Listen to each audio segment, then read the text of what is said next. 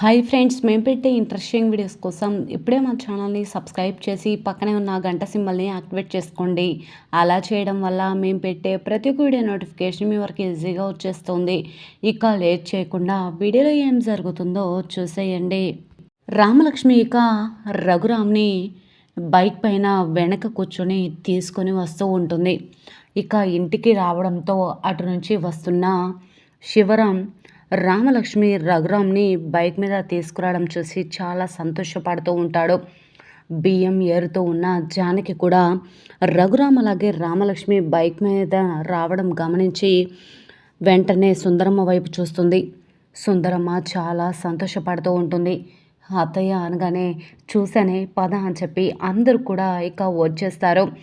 రామలక్ష్మి దగ్గరికి జానకి వచ్చి ఈ విధంగా అంటూ ఉంటుంది.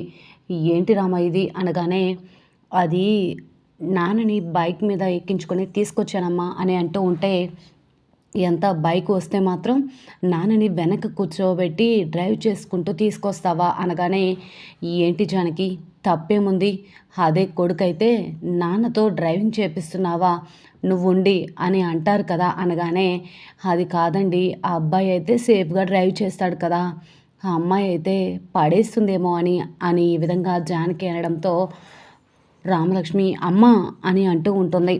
సీను ఇక బిట్టు అందరు కూడా వచ్చేస్తారు. ఆదిత్య అలాగే ఆద్య అందరు కూడా వచ్చేస్తారు. వెంటనే ఇక శౌర్య అక్కడ నించొని ఉంటాడు. రఘురామ్ ఇక సైగ చేయడంతో సరే మామయ్య అని చెప్పి కొత్త స్కూటీని తీసుకొని వస్తూ ఉంటాడు శౌర్య. వెంటనే ఇక శౌర్యని చూసి మీరెప్పుడు వచ్చారు అని అంటూ ఉంటుంది. నువ్వు రాకముందే మామయ్య బైక్ తీసుకొచ్చి ఇక్కడ ఉంచాలని చెప్పారు అనగానే వెంటనే ఇక రఘురామ్ ఇలా అంటూ ఉంటాడు. అవునమ్మా, నీకు ఈ బైక్ కంటే స్కూటీ అయితే బాగుంటుందని అనిపిస్తుంది అని ఈ విధంగా అంటూ రామలక్ష్మి ఇక రఘురామ్ని గట్టిగా పట్టుకొని చాలా థ్యాంక్స్ నాన్న అని చెప్పి అంటూ ఉంటుంది. జానకి బైక్కి పూజ అని అంటూ ఉంటే సరేనండి అని చెప్పి లోపలికి వెళ్ళి పసుపు కుంకుమ కొబ్బరికాయ నిమ్మకాయలు అలాగే దండలు అన్నీ కూడా తీసుకొని వస్తుంది. ఇది పట్టుకో పార్వతి అనగానే పార్వతి దండలను పట్టుకుంటుంది. వెంటనే ఇక పసుపు రాసి బొట్లు పెట్టి ఇక నిమ్మకాయ శౌర్య బైక్ దగ్గర పెడతాడు. టైర్ దగ్గర పెట్టడంతో వెంటనే ఇక కొబ్బరికాయ కూడా కొట్టేసి హారతి కూడా ఇచ్చిన తర్వాత జానకి ఇలా అంటూ ఉంటుంది. అమ్మ రామ అనగానే బైక్ మీద కూర్చుంటుంది రామలక్ష్మి. ఇక శౌర్య కూడా వెనక అంతమంది ఉన్నా కావాలనే గమనించకుండానే రామలక్ష్మి వెనక కూర్చుంటుంటే రామలక్ష్మి చేత్తో పొట్ల గుద్దుతుంది. అదంతా అందరూ చూసి సంతోషపడుతూ ఉంటారు.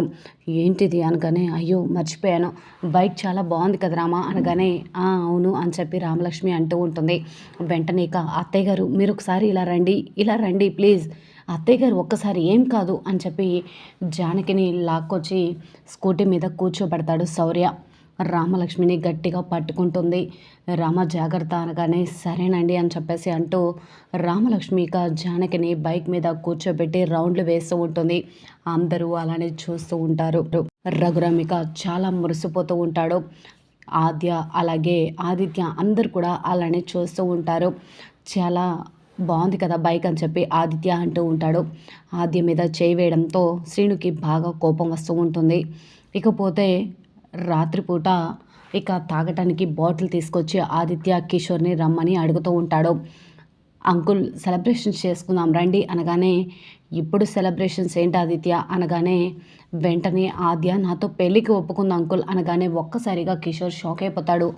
ఏంటి ఆద్య పెళ్ళికి ఒప్పుకుందా, ఇది నేను నమ్మలేకపోతున్నాను అనగానే, అవును అంకుల్ నిజంగా మార్నింగే ని యాక్సెప్ట్ చేసింది అంకుల్ అని చెప్పి అంటూ ఉంటే, అవునా అయితే సెలబ్రేట్ చేసుకోవాల్సిందే, కానీ ఇప్పుడు కాదు అమెరికాకు వెళ్ళిన తర్వాత సెలబ్రేట్ చేసుకుందాం అనగానే, మరి అప్పటి వరకు అని అంటూ ఉంటే, అయ్యో ఈ బాటిల్స్ ఈ సిట్టింగ్ అంతా కూడా తీసేయి, ఇది కానీ రఘురామ్ అన్నయ్య గారు చూస్తే మన పని అయిపోతుంది అనగానే వెంటనే ఇక అదేంటి అని చెప్పి అటువైపు చూడగానే పద్మ ఇక దొంగతనంగా వెంకట్రావు కోసం మందు బాటిల్ని తీసుకొస్తుంది కదా, ఆ మందు బాటిల్ని పట్టుకొని ఉండడం ఆదిత్య గమనిస్తాడు. గమనించి వెంటనే ఏంటి లేడీ చేతిలో బాటిలా అని చూస్తూ ఉంటాడు. వెంటనే ఇక తను బయట కొంగులో ఆ మందు బాటిల్ని దాసేయడంతో, అదేంటి అంకుల్ ఇంట్లో తాగటం తప్పన్నారు, మరి ఒక లేడీ తీసుకుని వెళ్తుంది కదా అనగానే ఎవరు అని చెప్పి అంటూ ఉంటే అదే శ్రీను వాళ్ళ అమ్మ అనగానే అయ్యో ఏం చూసి ఏమనుకున్నావో ఏమో అది ఆముదం అయినా అయి ఉండొచ్చు ఈ ఊళ్ళో బీర్ బాటిల్లో ఆముదం పోసేస్తారు ఏదైనా పోసేస్తారు అనగానే అవునా షూర్ అని చెప్పేసి అంటూ ఉంటే షూర్ షూర్ కాకపోతే అమెరికాకు వెళ్ళిన తర్వాత మనం గ్రాండ్గా పార్టీ చేసుకుందాం ఆదిత్య ఫీల్ అవ్వకు అని చెప్పి అక్కడ నుంచి కిషోర్ వెళ్ళిపోతాడు.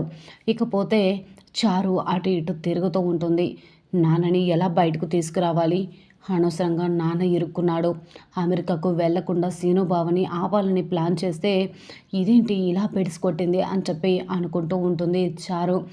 ఏది ఏమైనా పద్మ ఇక లోపలికి బీర్ బాటిల్ తీసుకొని రావడంతో ఆ వాసని గమనించిన వెంకట్రావు, వచ్చావా, త్వరగా తీసుకురా పద్మం, నాలుకకు పీకేస్తుంది అనగానే వస్తున్నాను కదా, తీసుకొచ్చాను కదా, నేనేమైనా తాగుతానా ఏంటి, ఇదిగోండి తీసుకోండి అని చెప్పి ఇవ్వగానే గడగడ గడగడ తాగేస్తూ ఉంటాడు వెంకట్రావు. అది చూసి పద్మ చిన్నగా తాగండి అని చెప్పి అంటూ ఉంటే చిన్నగా తాగడం ఏంటి, నిన్న మొన్నటి నుంచి ఎంత విలువెల్లాడిపోయాను, ఇప్పుడు దొరికింది చేతికి, దాన్ని ఎలా వదిలిపెడతాను అని చెప్పి వెంకట్రావిక గడగడ తాగేస్తూ ఉంటాడు. ఇకపోతే స్టేషన్లో కూర్చున్న చలపతి ఇక అటు ఇటు చూస్తూ ఉంటాడు. ఎక్కడ ఈ వెంకట్రావు వెళ్ళి హాయిగా ఇంట్ల దగ్గర సెటిల్ అయిపోయాడు, నా కూతురి కోసం నేను ఆలోచిస్తే నేను ఇంత ఇరుకాటంలో పడాల్సి వస్తుందని అనుకోలేదు, ఏంటిది అని చెప్పి ఈ విధంగా అనుకుంటూ చాలా బాధపడుతూ ఉంటాడు చలపతి. నా కూతురు ఇంటికి వెళ్ళింది, అసలు నాకు బెయిల్ తీసుకొస్తుందా లేదా, లేదా నేను ఇక్కడ చచ్చిపోవాలా అని చెప్పి అటు ఇటు ఆలోచిస్తూ ఉంటుంది. ఇక వెంటనే పోలీసులు వచ్చి ఈ విధంగా అంటూ ఉంటారు, ఏంటి మీరేదో దీర్ఘంగా ఆలోచిస్తున్నట్టున్నారు, మీరు వేషం వేయడమే కాకుండా రఘురామ్ గారి పరువు తీయాలని చూస్తారా, మీరు ఎంత దుర్మార్గుడో అర్థమవుతుంది, ఏ పాపం తెలియని ఆ వెంకట్రావుని మా చేతులతో చావగొట్టించావు కదయ్యా అనగానే ఏం మాట్లాడకుండా అలానే ఉండిపోతాడు. ఇకపోతే చారు భర్తని అంటూ చారు మీద పోలీస్ స్టేషన్లో కేసు పెట్టి మరి పోలీసులు ఇంటికి తీసుకుని వస్తాడు చారు మొదటి భర్త. వెంటనే వాళ్ళు కారులో దిగి రావడం చూసిన సుందరమ్మ, ఎవరు మీరు, ఎందుకు ఇలా వచ్చారు అని అడుగుతూ ఉంటే చారు కోసం వచ్చాను అనగానే అందరూ కూడా అలానే చూస్తూ ఉంటారు.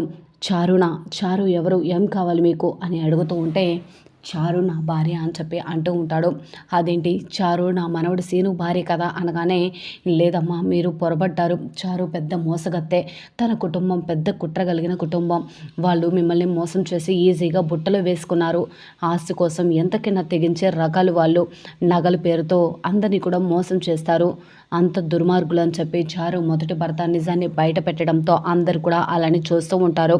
మరి నిజంగా చారు మొదటి భర్త రాకతో చారు మరి ఏం చేయబోతుంది, మరి నిజంగా పోలీసుల్ని తీసుకొచ్చి మరి చారు మొదటి భర్త ఏం నిరూపించగలిగాడు.